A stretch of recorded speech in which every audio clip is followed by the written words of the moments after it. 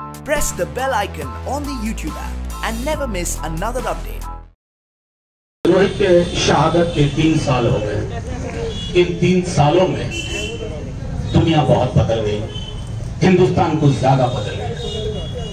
लेकिन एक चीज जो मुझे बहुत महफूज होने का संकेत देती है कि हम डिपार्टमेंट ऑफ सोशल वर्क, आप तमाम साथी, हम लोग उस फरवरी को भी यहाँ थे, उस जनवरी को भी यहाँ थे, आज भी यहाँ है। मैं समझ रहा हूँ कि रोहित की स्मृति हमसे कुछ, मैं रोहित के खत को कई बार पढ़ चुका हूँ, मैंने इसका तर्जुमा भी किया है। इसको अपनी वॉइस में हमने एक नाटक किया था अपने डिपार्टमेंट में, मेरा रोहित वेमुला यही कहीं दिख भी रहा था। अभी मैंने वॉइस ओवर दिया था। उस चिट्ठी में ऐसी क्या चीज, वो चिट्ठी जिंदा दस्तावेज है, हम सबको पढ़ना चाहिए और फ्रेम करा के रखना चाहिए। मैं चंद लाइनें, ज्यादा वक्त नहीं लूंगा। I have no complaints on anyone, मुझे किसी से कोई शिकायत नहीं है। It was always with myself I had problems. मुझे किसी से कोई शिकायत नहीं है, दिक्कत परेशानियां सब कुछ में। जब इंसान की शिकायतों का बोझ इतना बड़ा हो जाता है ना, तो ये नहीं कहता है किससे शिकायत है, उसे हर किसी से शिकायत थी, उसे संस्थान से शिकायत थी, उसे सत्ता से शिकायत थी, उसे उस ब्राह्मणिक पैराडाइम से शिकायत थी जो रगों में, धमनियों में घूमता रहता है। वो दिखता नहीं, लेकिन आपको एक अलग सपना दिखाता है। Rohit was the victim of that kind of Brahmanism, which has pervaded all forms and structures in the university system, in the education system. और इवन ब्राह्मण भी मुगालते में ना रहे कि वो इसके विक्टिम नहीं है, वो भी उसमें से जो प्रगतिशील सोच के हैं वो विक्टिम है। वो ये समझने की हमारी कोशिश करनी चाहिए। I am writing this kind of letter for the first time, my first time of the final letter. मैं खुद खत बहुत लिखता हूं, इमेजिनरी लोगों के नाम लिखता हूं।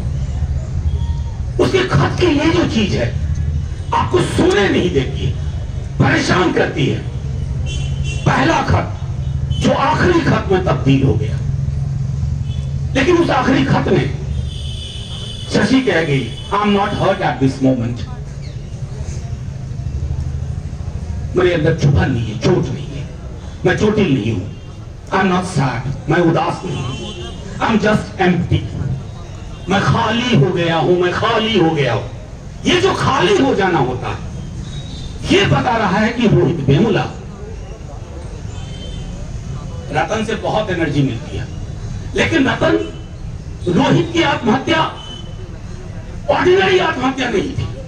It was not a suicide. His suicide should be treated as organised killing. It was not a suicide in the normal sense of the term. It was not a suicide somebody commits failing in love.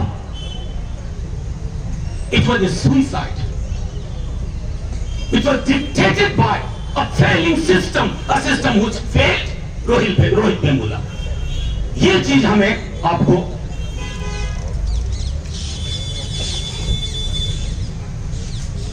मैं ज्यादा वक्त नहीं लूंगा। कल मैं political science में सुकुमार भाई के डिपार्टमेंट में था, अपूर्वानंद जी भी थे। मैंने वहां एक बात कही, अभी कई तरह के लोग मुझे हेट मेल्स भेज रहे हैं, गाली दे रहे हैं फोन पर। मेरी जिस मां का कोई ताल्लुक नहीं मेरी राजनीति से, वो भी इस अफसाने में लाई जा रही है।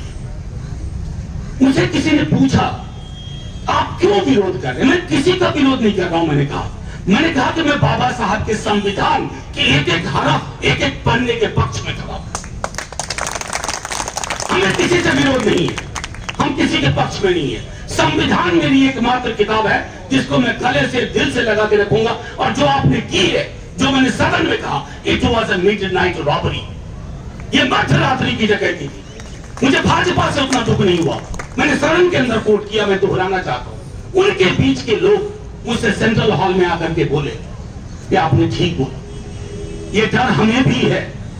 ये मैंने हिंदी फिल्म के गाने का उदाहरण दिया।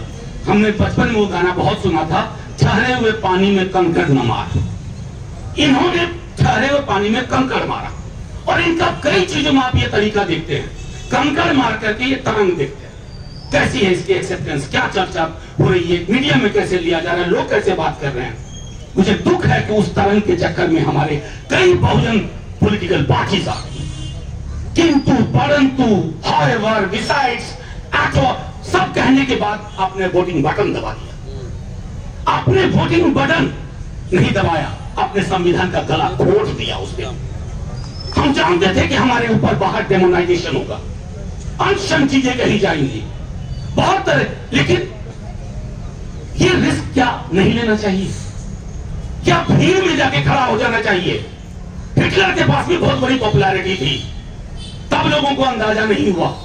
आज हम आप क्रिटिक करते हैं ना हिटलर को, मैं आपको दावे के साथ कहता हूं, हम आप सब तय कर लो, ये एक विंडो खोला गया है जो बड़े दरवाजे में तब्दील होगा। संसद, लोहिया जी एक बात कहते थे कि सड़क शांत हो जाएगी तो संसद आवारा हो जाती है।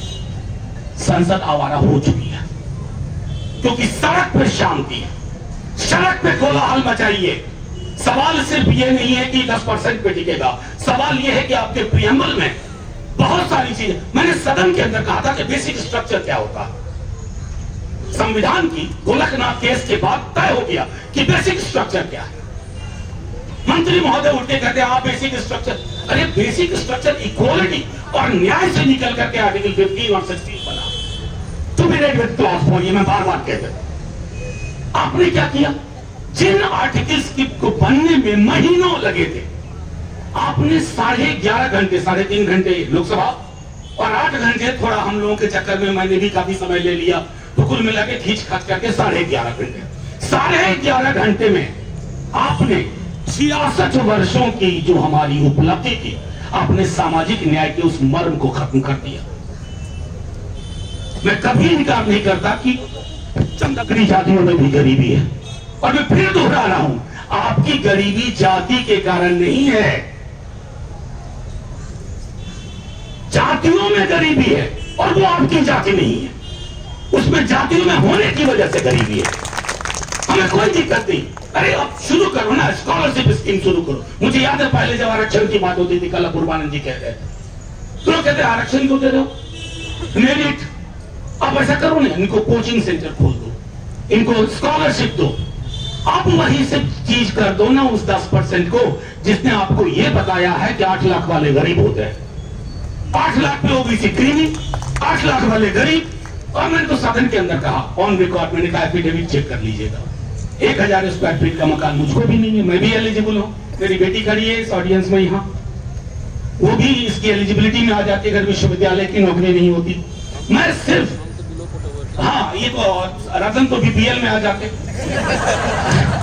मैं अच्छा हाँ, सुकुमार भाई तो मंत्री के 18,000 तक भैया, मंत्री महोदय राजेंद्र जी 18,000, इनको तो सीरियस, अगर थोड़ी समझ होती ना। असल में दिक्कत क्या है ना, हम लोग अक्सर परेशान रहते हैं, इनके पास बुद्धि नहीं है, ये विवेकहीन काम करते हैं लेकिन बिना बुद्धि के। मैंने सदन के अंदर कहा कि आप में तो बड़े विद्वान वकील हैं, वो मंत्रिमंडल में हैं, आप कुछ बोलते नहीं या आपकी सुनी नहीं जाती।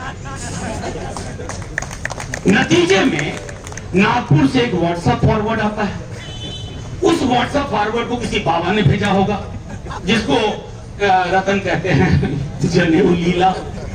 और वो मैं सचमुच मानता हूं कि दुनिया के इतिहास में इससे खूबसूरत इन्वेंशन नहीं हो सकता। क्या नायाब चीज है, एक धागे ने समाज को अलग कर दिया और एक धागा नहीं तोड़ पाए। अरे आप तो मस्जिद तोड़ने वाले लोग, वो धागा तोड़ो ना, मस्जिद में तो मतलब मेहनत लगी आपको, इस धागे को तोड़। तो मैं सिर्फ इतना आपसे आग्रह करूंगा, हमको आपको अब भाषण वाले मोड से निकल करके सड़क पे आना होगा और मेरी बात गांठ बांध लीजिए, आपके प्रियम्बल में तब्दीली हो जाएगी। मैंने कल भी कहा पॉलिटिकल साइंस में समाजवाद को हटाने में 2 मिनट नहीं लगेगा। हमारे कई बहुजन साथी भी कहेंगे हाँ यार ये तो बेकार कही जाए, समाजवाद हटाओ। कई लोग समाजवाद को समाजवादी पार्टी ही समझते हैं। सेक्युलरिज्म में उससे भी कम मेहनत लगेगी, क्योंकि सेक्युलरिज्म मुसलमानों के गले की घंटी है। जो भी चीज मुसलमानों के गले की घंटी है उसको हटाने में सेकंड भी नहीं लगेंगे। उसके बाद जब आपके ये तीन शब्द डेमोक्रेटिक और रिपब्लिक, और मैं जानता हूं इस मुल्क में फौज खड़ी हो गई के लोगों की जो कहते हैं कि democracy is too time taking, बहुत वक्त जाया होता है। अपील किस बात की जा रही है? अपील की, हाँ, अभी किसी ने कहा, कमाल की बात है, एक महत्वपूर्ण सज्जन है, उनके बारे में मैंने सदन वीक में भी कहा, उनके खिलाफ अक्सर कोई कुछ बोलते नहीं। एक NSA है, नेशनल सिक्योरिटी एडवाइजर, जिनके बच्चे के आर्थिक वृद्धि के बहुत किस्से आ रहे हैं आजकल अखबारों में। ये, हाँ, वो डोभाल साहब, वो जय शाह मॉडल ही है। तो डोभाल साहब, अजीत डोभाल जी NSA है, लेकिन पॉलिटिकल डिसीजन लेते हैं। तमाम लोग, मैं आपको सिर्फ ये कहना चाह रहा हूं, जिस मुल्क में NSA पॉलिटिकल डिसीजन ले, RBI CBI का काम करे, CBI एनफोर्समेंट डायरेक्टरेट की ओर चला जाए, विश्वविद्यालयों में, मैंने सदन के अंदर कहा कि NSA अब वाइस चांसलर अपॉइंट करेगा। अब हमको पता नहीं अभी वाले का क्या हाल है, लेकिन आने वाले वर्षों में तो आखिरी टिप्पणी यही होगी, आखिरी टिप्पणी यही। हाँ, एक कंसेंसस बन रहा है देश में कि आर्मी रूल कर दो, डिक्टेटरशिप कर दो, बहुत प्रगति होगी। और एक तो आर्मी वाले तैयार भी बैठे हुए इस काम के लिए, और उनको मैंने बंदूक असलहे के बारे में कभी बोलते नहीं सुना है, लेकिन ये जरूर कहते हैं कि फलानी जगह से बातचीत नहीं होगी या ये नहीं। जो सुषमा जी का काम है वो कर दे रहे हैं, तो सुषमा जी सिर्फ वीजा दे रही है। हाँ, शुक्रिया दोस्तों, बस इतना कहूंगा, आप लोगों के जज्बे से प्रेरणा मिलती है। सदन में आदमी तन्हा महसूस करता है। कई सारे दोस्तों को मैंने बहुत करीब से देख लिया इस मसले पे, कई सारे दोस्त मुझे भी समझा रहे थे। एक ने तो हद ही कर दी, राज्यसभा के सांसद हैं, बाहर बोले, अरे ब्राह्मणों को कितना मिलता है, आपको उससे भी परेशानी है। ये मैं कह रहा हूं, कहा मुझसे, मैं बयान दे रहा था, मैंने कहा कि कभी पड़ताल कर लीजिए तराजू पे, कितना मिलता है, किसको क्या मिलता है। तो बहुत सारी चीजों के लिए लड़ाई लड़नी होगी। जातिगत जनगणना का मसला है, और वो एक ऐसा मसला है ना जो इनके पांव के नीचे की जमीन हिला के रख देगा। पांव के नीचे की जमीन, मेरी बात गांठ बांध लीजिए, मैं रहूं या ना रहूं, ये तय हो जाएगा कि जातिगत जनगणना के आंकड़ों के डर की वजह से ये उसको सार्वजनिक नहीं कर रहे हैं, क्योंकि ये पता है कि हम कहेंगे फिर 100 में 90 वंचित है, 90 भाग हमारा है। जय भीम, जय भीम, जय जय जय जय जय भीम, जय भीम, जय भीम, जय जय जय जय जय भीम, जय